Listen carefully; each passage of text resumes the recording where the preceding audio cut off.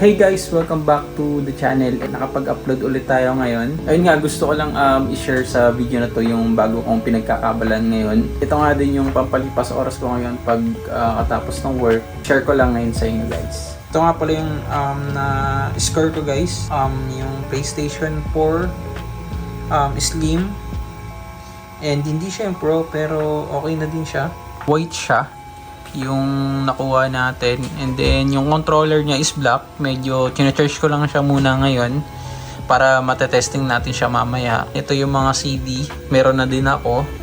Ito yung available, and ito yung mga nilalaro ko ngayon. Current game ko ngayon is tong Ghost of Tsushima, and then yung hindi ko pa nalaro is yung God of War, itong Horizon Zero Dawn, itong NBA na-try ko pero hindi ko pa siya masyadong pinpopokusan, and then maski itong W2K17, Ratchet and Clank na naka-upload na to dyan, and nalaro-laro ko siya paminsan-minsan. And then itong Final Fantasy na 15 Royal Edition, natapos ko na yung story niya pero yung pro piece niya hindi ko pa siya napa-platinum. Itong Neo, maganda siya pero hindi ko pa siya rin nasisimulan. And nag-try din ako nung Elden Ring, which is parang Souls game siya. Ito yung first time ko magkaroon ng ganito guys, ng PlayStation. Beginner pa talaga ako, newbie pa lang sa mga gaming. And then ayun nga, na-try ko yung Elden Ring, kaso nahirapan ako kasi nga Souls game. Medyo mahirap siya para sa akin. Hindi siya parang hack and slash lang na mga games katulad nitong Ghost of Tsushima or yung Ghost of Yotei ng mga naka PS5 dyan. Pinaswap ko na lang siya dito sa Ghost of Tsushima, and na-enjoy ko to hanggang ngayon. Ito yung current na nalaro ko. Ayan, maganda yung story niya kaya favorite ko din siya.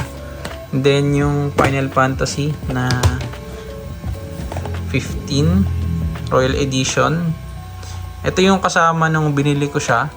By the way, nabili ko nga pala siya guys. Ayan, PS4 Slim, and then yung storage niya is 500GB storage niya. And then dahil konti lang naman yung games ko kaya tinatapos ko pa lang yung mga games. Hindi pa naman siya puno. Ayan siya, PlayStation logo. And then yung connection ko dito is ayan, mayroon na siya kasamang yung power supply. Ayan, nakasaksak na siya.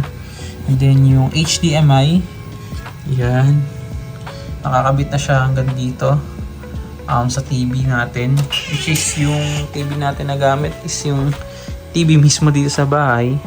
Ginawa ko na rin siyang monitor pag naglalaro. And ayan is siya, 55 inches TV monitor. Then change ko lang yung source niya dito sa natin, remote. Ayan, dito sa remote natin, change ko lang yung source niya. Nalagay ko sa, dahil nasa HDMI 3 ako, ayan, HDMI 3 yung gamit ko.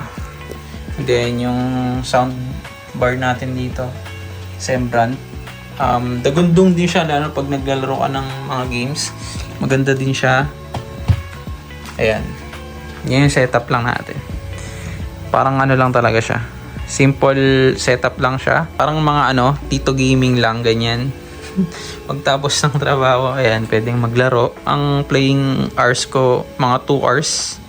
Yan, yun na yung maximum. So ayun, papakita ko lang sa inyo kung paano ko siya sinesetup. And then, ito yung remote nung soundbar natin. Nakakonect siya sa TV via Bluetooth. So yan, Bluetooth device connected na siya. Lakasan lang natin. Yan, sakto na yan. Kunin na natin yung controller. On natin yung PS4 natin, and then lipat natin yung TV natin sa HDMI. Ito na yung remote ng TV natin. Change lang natin yung source, HDMI 3. Okay. So makikita nyo dito, meron tayong Final Fantasy 15, which is ayun nga yung CD nya. Na download ko na siya dito, yung Ratchet and Clank. It Takes Two digital game siya na nakuha ko kasama na nung PS4 mismo, pero hindi siya yung full version. Horizon Zero Dawn, nasimulan ko siya pero hindi ko pa siya tinatapos. And then current game na piniplay natin itong Ghost of Tsushima. which is maganda kasi yung ano niya, yung story and then yung gameplay. 0.5 natin. Ayan. So ganyan yung setup natin pag naglalaro. And guys, ito na yung controller natin, and then na-open na natin naman siya kanina. Settings.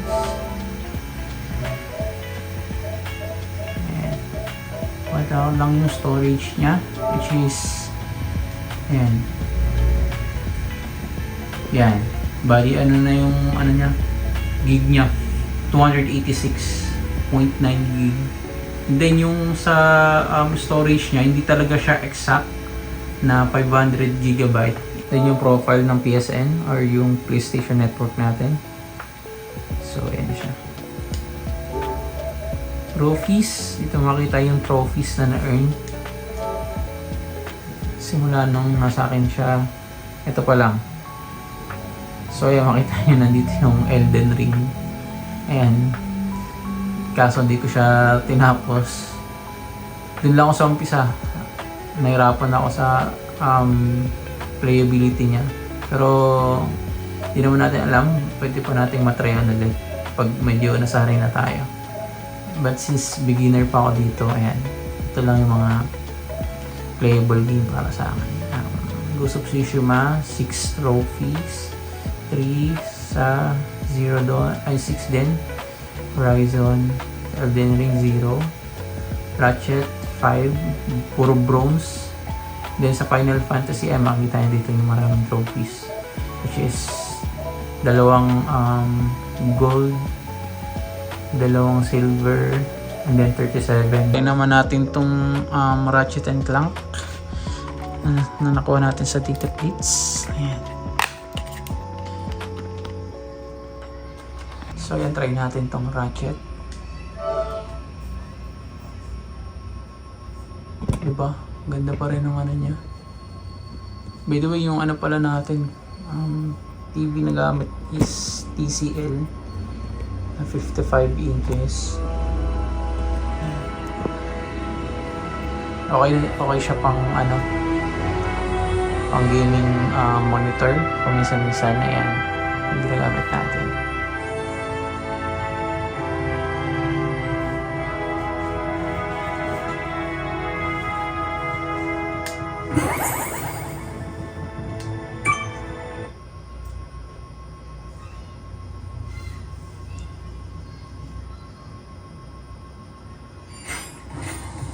Dito tayo nag-level up. Ayan, Ratchet. Ayan si Ratchet.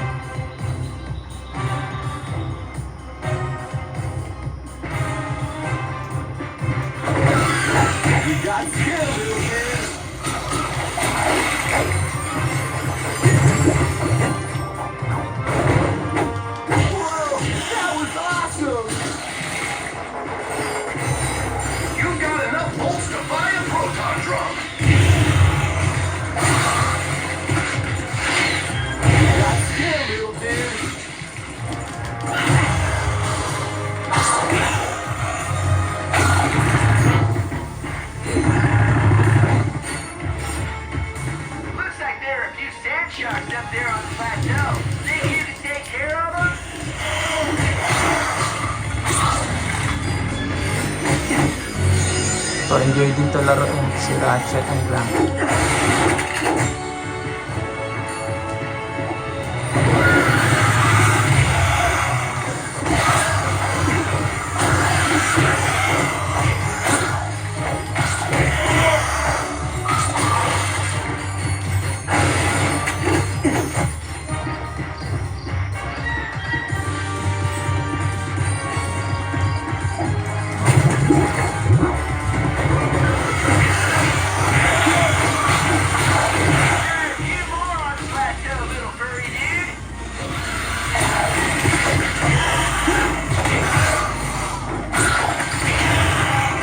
Ayun nga, sa price kasi ng PS5 ngayon, naglalaro siya ng around 30 to 40k.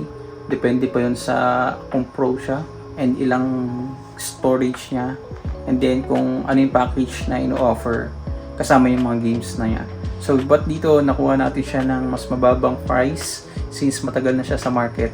Then, sobrang worth it pa rin naman siya para sa mga katulad ko na paminsan-minsan lang naman and beginner pa sa paglalaro ng games sa PlayStation. So, kaya makita nyo nga yung mga games natin. Konti lang siya and then hindi pa matapos halos lahat. Isa pa lang yung natatapos natin and hindi pa pala siya naka-platinum. Sana nagustuhan nyo yung video na to. And then, paki-like and paki-share guys. And I'll see you on the next video. Mag-upload pa tayo ulit. Okay? Bye guys!